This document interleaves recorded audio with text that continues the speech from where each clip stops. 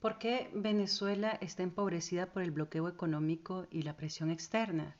Y es que la pobreza en Venezuela no se explica solo por decisiones internas. Las sanciones y el bloqueo económico impulsados por Estados Unidos y aliados han tenido efectos reales y medibles en la economía y las condiciones de la vida de la población venezolana.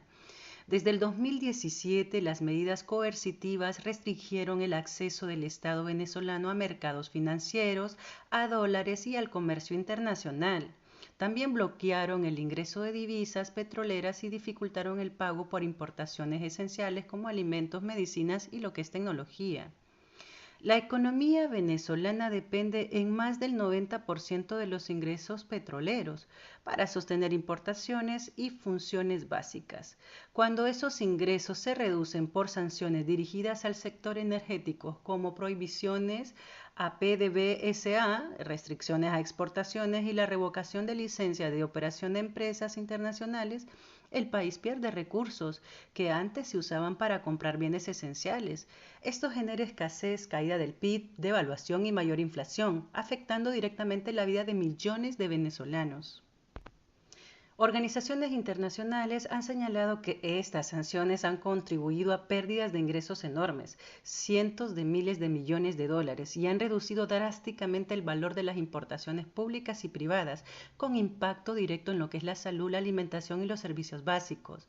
Decir que Estados Unidos salva a Venezuela es ignorar cómo funcionan estas políticas. Lejos de ayudar al desarrollo, las sanciones actuaron de forma coercitiva como un instrumento de control geopolítico que limita la capacidad del país para sostener su economía. No son una respuesta neutral ante una crisis interna, sino una forma de intervención estructural que agrava las dificultades de la población. Venezuela no entra en crisis solo por Chávez o Maduro. El problema viene de un modelo histórico basado casi únicamente en el petróleo. Cuando ese petróleo deja de entrar libremente al país, se queda sin dólares, sin importaciones y sin capacidad de sostener su economía. A esa fragilidad estructural se le suma algo decisivo y son las sanciones y el bloqueo económico impulsados por Estados Unidos y países aliados. Estas medidas impiden vender petróleo con normalidad, bloquean cuentas, restringen bancos y paralizan el comercio internacional.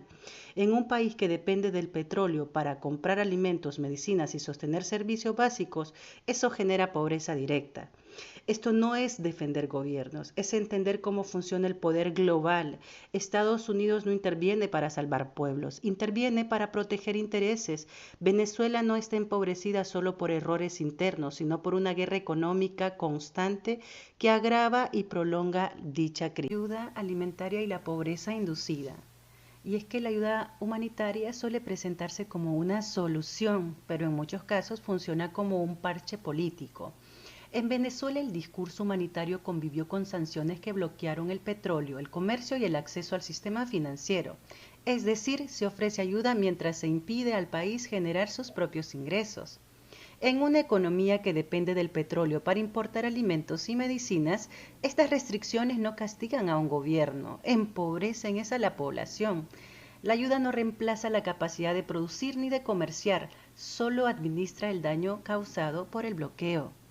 Así se construye un relato cómodo, es decir, la pobreza aparece como una falla interna que requiere asistencia externa y no como el resultado de decisiones geopolíticas concretas.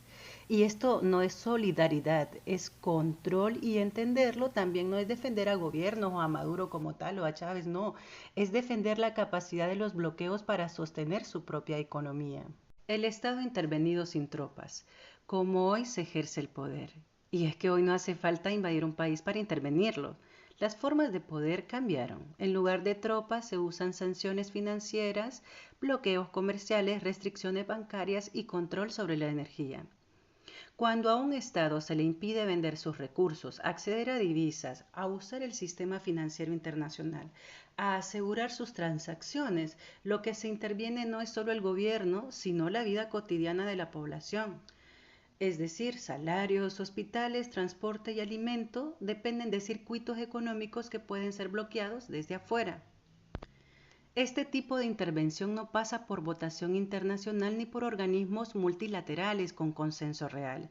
Se presenta como legal y técnica, pero funciona como una forma de castigo colectivo que condiciona la soberanía económica. Entender esto no es defender a ningún gobierno, es reconocer que hoy el poder global opera de manera indirecta, es decir, no ocupa territorios, administra economías y cuando se administra la economía de un país desde afuera, se está decidiendo sobre la vida de la gente, de las poblaciones vulneradas.